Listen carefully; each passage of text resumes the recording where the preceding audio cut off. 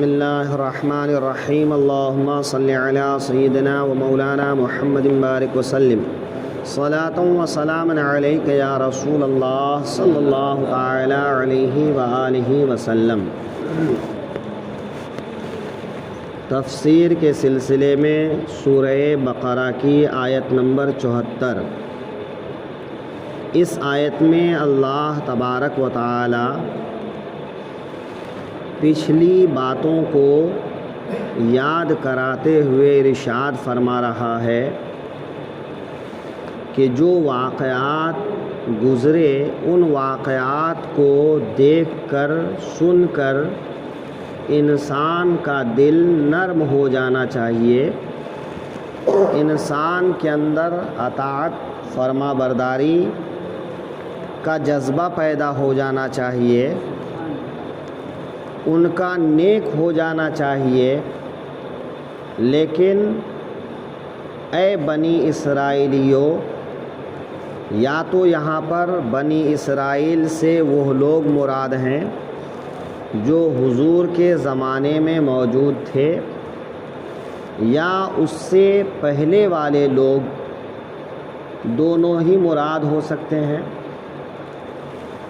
اور اگر بنی اسرائیلیوں کے علاوہ عام انسانوں کو بھی مراد لیا جائے، کیونکہ قرآن پاک میں جو واقعات اور حکایات بیان ہوئے ہیں، ان حکایات اور واقعات کے بیان کرنے کا مقصد یہ ہے کہ رہتی دنیا تک انسان ان سے سبق حاصل کرے۔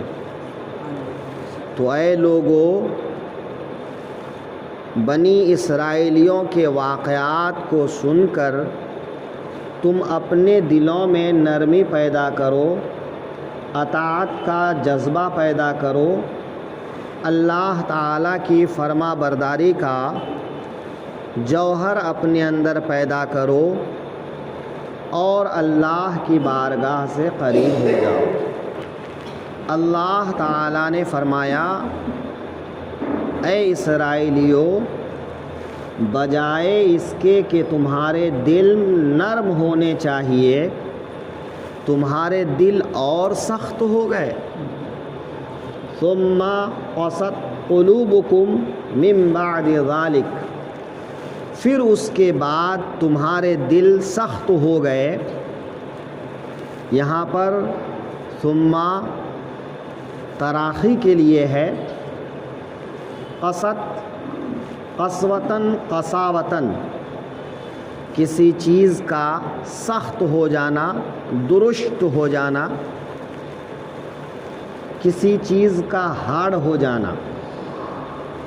تو اللہ تعالی نے یہاں پر لوگوں کے دلوں کے بارے میں فرمایا کہ ان واقعات کو دیکھ کر سن کر دل نرم کیا ہوں گے اور سخت ہو گئے، یعنی الٹا ہو گیا۔ تمہارے دل، یعنی حضور کے زمانے کے جو بنی اسرائیلیے تھے، کہ بجائے اس کے کہ جب اللہ کا رسول تمہارے سامنے آیا تم اس کی اطاعت کرتے، تم دشمنی پہ اتر آئے، تم عداوت پہ اتر آئے، اور طرح طرح سے حضور کو، مسلمانوں کو تکلیف پہنچایا۔ کہ جب مدینے میں حضور پہنچے تو حضور کے خلاف اور مسلمانوں کے خلاف کون ایسا حربہ ہے، ہتھ کنڈا ہے، جو وہاں پر بسنے والے یہودیوں نے نہیں اپنایا؟ تو ان کے دل سخت ہو گئے۔ ان واقعات کو جانتے ہوئے، سمجھتے ہوئے، سنتے ہوئے، اس سختی کی جو مثال اللہ تعالیٰ نے دیا ہے، وہ مثال بھی عجیب ہے۔ اللہ تعالیٰ فرماتا ہے فَهِيَ كَالْحِجَارَةِ، تو وہ پتھروں کے مثل ہیں۔ یعنی تمہارے دل اتنے سخت ہو گئے کہ جیسے کہ سخت پتھروں کو آدمی ایک سخت چیز سمجھتا ہے، لیکن اللہ تعالیٰ نے اس کی سختی سے اسرائیلیوں کے دلوں کو تشبیہ دیا، اور اگر اس کو عام کیا جائے تو ہر نافرمان، ہر معصیت کار کے لیے یہ کہا جا سکتا ہے کہ تمہارے دل سخت ہو گئے، کیسے؟ پتھر کی طرح۔ یہاں پر لوہے کی طرح نہیں کہا اور کسی دھات کی طرح سے نہیں کہا، کیونکہ اور چیزیں مثلا لوہے یا اور دیگر دھات کبھی کبھی نرم بھی ہو جاتے ہیں، لیکن یہ پتھر کبھی نرم نہیں ہوتا۔ تو مثال دیا کہ تمہارے دلوں کی مثال پتھروں جیسی ہے، لوہے لنکر جیسی نہیں کہ لوہے لنکر تو کبھی نرم بھی ہو جاتے، تو تمہارے دل کبھی نرم بھی ہو جایا کرے، ایسا نہیں ہے، بلکہ تمہارے دل پتھروں کی طرح سے ہیں جو کبھی کسی صورت نرم نہیں ہوتے۔ لوہے مثلا حضرت داؤد علیہ السلام کے ہاتھ میں لوہا نرم ہو جاتا تھا۔ یہ ان کا معجزہ تھا کہ جب وہ لوہے کو ہاتھ میں لیتے تو لوہا نرم ہو جاتا، اور اس لوہے سے وہ زرہ بناتے۔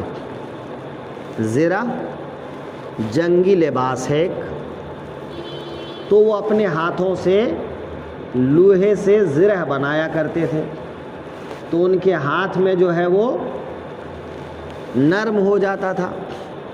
یا پھر اگر اس کو آگ میں رکھ دیا جائے تو وہ نرم ہو جاتا ہے، مگر پتھر نہ کسی کے ہاتھ میں نرم ہوتا ہے اور نہ اس کو آگ میں رکھنے سے نرم ہوتا ہے، کہ نہ آگ جلا سکتی ہے، نہ پانی اس کو گلا سکتا ہے، نہ وہ کسی طرح سے نرم ہوتا ہے۔ اسی لیے اللہ تعالیٰ نے مثال دیا پتھروں سے، او اشد قسوۃ، یا پھر ان سے بھی زیادہ سخت، کہ پتھروں کی طرح سخت یا پتھروں سے بھی زیادہ سخت۔ یہاں اشد کہا گیا کہ اشد جو ہے کیفیت کے لحاظ سے،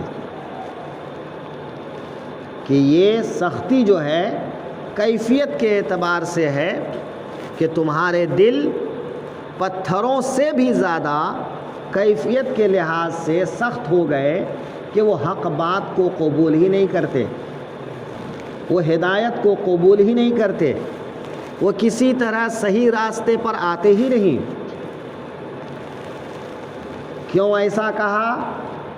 آگے اس کی وجہ بتا رہا ہے کہ پتھر تو ایسے ہیں کہ کبھی کبھی اس سے دوسروں کو نفع پہنچتا ہے، دوسروں کو فائدہ پہنچتا ہے۔ وَإِنَّ مِنَ الْحِجَارَةِ، اور پتھروں میں تو کچھ وہ ہیں، لَمَا يَتَفَجَّرُ مِنْهُ الْأَنْهَارُ، جن سے ندیاں بہہ نکلتی ہیں۔ یتفجر،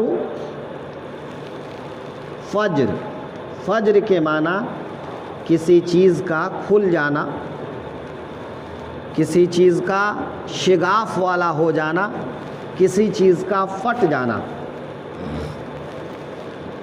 فجر کی نماز کو یا فجر کے وقت کو فجر کا وقت اس لیے کہا جاتا ہے کہ رات کی اندھیری چھٹ جاتی ہے، چر جاتی ہے، اس میں شگاف پیدا ہوتا ہے اور دن کا اجالا پھیلنے لگتا ہے۔ تو رات ختم ہوتی ہے، دن آتا ہے، تو اسی لیے اس کو اس کے کھل جانے، واضح ہو جانے، ظاہر ہو جانے کی وجہ سے کہا جاتا ہے فجر۔ اسی لیے جب آدمی کھلم کھلا گناہ کرنے لگتا ہے تو کھلم کھلا گناہ کرنے کو فجور کہتے ہیں، اور گناہ کرنے والے کو فاجر کہتے ہیں۔ تو پتھروں میں کبھی بڑا شگاف پڑ جاتا ہے، اور شگاف پڑنے سے کیا ہوتا ہے کہ اس میں سے ندیاں بہہ نکلتی ہیں، نالیاں بہہ نکلتی ہیں، نہریں جاری ہو جاتی ہیں۔ نہر کہتے ہیں ان بڑے شگاف کو جس میں پانی بہنے لگ جائیں۔ تو کم از کم ان پتھروں سے اتنا تو ہوتا ہے کہ ان میں شگاف پڑنے کے بعد پانی رواں ہو جاتا ہے، اور اس پانی سے درندے، پرندے، انسان سبھی نفع اٹھاتے ہیں، لوگ اپنی کھیت سیراب کرتے ہیں۔ تو کسی نہ کسی کو تو فائدہ ہوتا ہے، لیکن اے اسرائیلیوں، تمہارے دل ایسے ہیں کہ اس سے کسی کو کبھی نفع نہیں ہوتے، کبھی کسی کو فائدہ نہیں پہنچتا ہے۔ تو پتھروں میں سے کچھ پتھر ایسے ہیں کہ جن میں شگاف پڑنے کے بعد ان میں نہریں جاری ہو جاتی ہیں۔ وَإِنَّ مِنْهَا لَيَشَّقَّقُ فَيَخْرُجُ مِنْهُ الْمَاءُ، اور کچھ وہ ہیں جو پھٹ جاتے ہیں تو ان سے پانی نکلتا ہے۔ یہاں پر یشقق، یہ اصل میں یتشقق تھا۔ یتشقق کے معنی ہوتا ہے کسی چیز کا پھٹ جانا، چر جانا۔ تو پتھروں میں کبھی بہت زیادہ شگاف تو نہیں ہوتا، بہت زیادہ تو وہ نہیں پھٹتا، لیکن تھوڑا تھوڑا کہیں کہیں پھٹ جاتا ہے اور شگاف پڑ جاتا ہے۔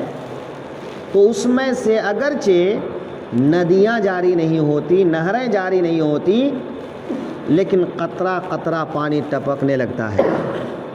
آپ نے دیکھا ہوگا کہ کہیں کہیں پہاڑوں میں سے اس کے اندر جو دراڑیں ہوتی ہیں، ان دراڑوں سے پانی کے قطرے ٹپکتے ہیں، جھرنے بہنے لگتے ہیں۔ تو فرما رہا ہے کہ اگر نہریں نہیں تو کم از کم چشمے تو جاری ہو جاتے ہیں، ہے نا، جھرنے تو جاری ہو جاتے ہیں کہ ان میں سے جو ہے چرند پرند نفع حاصل کرتے۔ وَإِنَّ مِنْهَا لَمَا يَشَّقَّقُ فَيَخْرُجُ مِنْهُ الْمَاءُ، اور کچھ وہ پتھر ہیں جو پھٹ جاتے ہیں تو ان سے پانی نکلتا ہے۔ وَإِنَّ مِنْهَا لَمَا يَهْبِطُ مِنْ خَشْيَةِ اللَّهِ، اور کچھ وہ ہیں جو اللہ کے ڈر سے گر پڑتے ہیں، یعنی ان میں چشمہ جاری نہیں ہوتا، اس میں نہریں جاری نہیں ہوتی، لیکن ان پر خوف الہی کا اتنا اثر ہوتا ہے کہ وہ اللہ کے خوف سے ٹوٹ پھوٹ کر گر جاتے ہیں۔ پہاڑ کی چوٹیوں سے دیکھتے ہیں آپ تودے گرتے ہوئے، چٹانیں گر جاتی ہیں، تو پہاڑ کے کچھ حصے گر پڑتے ہیں۔ یہ کیوں؟ یہ اللہ کے خوف سے، کہ اللہ تعالیٰ نے فرمایا کہ جہنم تیار رکھی گئی ہے، اور اس جہنم کا ایندھن انسان اور پتھر ہے۔ تو پتھروں سے دوزخ کو بھرا جائے گا، تو وہ پتھر بھی اللہ کے خوف سے اتنے خوف زدہ ہو جاتے ہیں کہ بسا اوقات وہ جھڑ کے گرنے لگتے، وہ ٹوٹ پھوٹ کے شکار ہو جاتے۔